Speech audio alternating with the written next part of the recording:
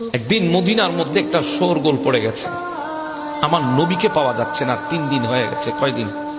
3টা দিন অতিবাহিত হয়ে গেছে, আমার নবীকে পাওয়া যাচ্ছে না। সাহাবী ইকরামের ভেতরে এমন এক বিচলিত কাজ করছে, ওনারা সবাই বিচলিত হয়ে গেলেন। ওনাদের ভেতরে একটা অস্থিরতা কাজ করছে, আমার পেয়ারা মাহবুব নবী কোথায় চলে গেছে। কারণ যাদের দিন শুরু হয় নবীর চেহারা দেখে, যাদের রাত শেষ হয় নবীর চেহারা দেখে।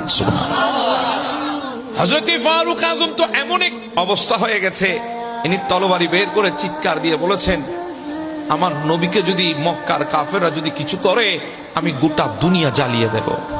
যদি আমি ওমর শুনি আমার নবীকে কোনো কিছু করেছে কাফের, আমি গোটা দুনিয়া জ্বালিয়ে দেব, পুড়িয়ে দেব।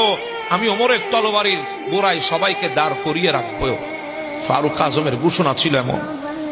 হযরত ওসমান যুন্নুরাইন বলেছিলেন, কাশ যদি আমার নবীর খবর যদি আমাকে কেউ এনে দিতে পারো, আমার নবী কোথায় গেছে যদি কেউ আমাকে বলতে পারো, আমি আমার যত ধন সম্পদ আছে সবগুলা আমি ওই বান্দাকে দান করে দেব। কারণ ইনি তো আমার নবীর জন্য এমন দিওয়ানা ছিলেন। যারা গিয়েছেন তারা দেখেছেন জান্নাতুল বকি শরীফ, মদিনার ঐতিহাসিক কবরস্থান। আমার নবী ফজর বেলা নামাজের পরে হেঁটে আসছিলেন ওই জান্নাতুল বকি শরীফের দিক থেকে। ওটা ছিল এক কাফেরের সম্পদ।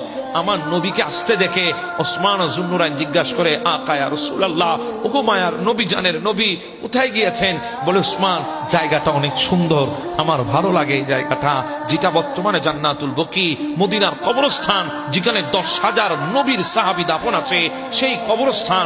আমার নবী যখন হেঁটে আসছেন, ওসমান বলে, ইয়া রাসূলুল্লাহ কোথায় গিয়েছেন? বলে, আমার ভালো লাগে এই জায়গাটা, আমার বেশি পছন্দের জায়গা, আমি সেজন্য মাঝে মধ্যে একটু হাঁটতে আসি।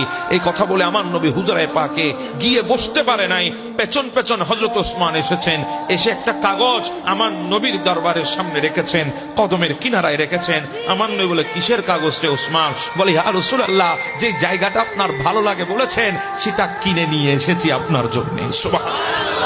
এমন নবীর দিওয়ানা ছিল দুনিয়ার বুকে, যারা জিন্দেগি কুরবান করে দেবে শুধু মুস্তাফার একটা কথার উপরে। দিওয়ানা হয়ে গেছেন পৃথিবীর বুকে। নবীর এমন দিওয়ানা ছিল, মাওলা আলী শের হুদা কাররামাল্লাহু তাআলা ওয়াজহাহুল কারীম এত বড় নবীর প্রেমিক ছিলেন। উনি ঘোষণা দিলেন, আমার নবীকে যদি কাফেররা কোনো ক্ষতি করে, আমি আলী সবাইকে আসমানের উপরে উঠায় আবার জমিনে ফেলবো। আমার সমস্ত তাকত তাদেরকে আমি দেখাবো। আল্লাহ আমাকে আসাদুল্লাহিল গালিব বলেছে, আমি আল্লাহ সিংহ, সেটা আমি দেখিয়ে দেব তাদেরকে। এভাবে সাহাবীরা দিওয়ানা হয়ে গেছে, আমার নবীর সাহাবীরা পাগল পারা হয়ে গেছেন। আবু বকর ডাক দিয়ে বলে, ওমর আমরা বসে থাকলে হবে না, চল আমরা একটু পাহাড়ের দিকে যাই।